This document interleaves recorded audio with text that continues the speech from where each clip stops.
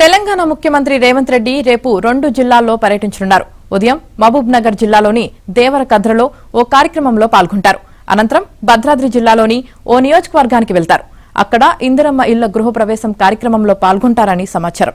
4వ తేదీన కామారెడ్డి జిల్లా పర్యటనకు వెళ్లనున్నట్లు సమాచారం.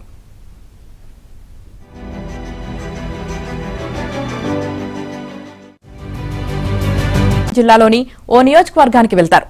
అక్కడ ఇందిరమ్మ ఇళ్ల గృహప్రవేశం కార్యక్రమంలో పాల్గొంటారని సమాచారం. 4వ తేదీన కామారెడ్డి జిల్లా పర్యటనకు వెళ్లనున్నట్లు సమాచారం.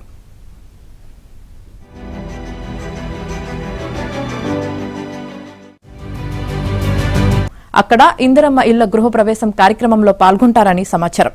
4వ తేదీన కామారెడ్డి జిల్లా పర్యటనకు వెళ్లనున్నట్లు సమాచారం.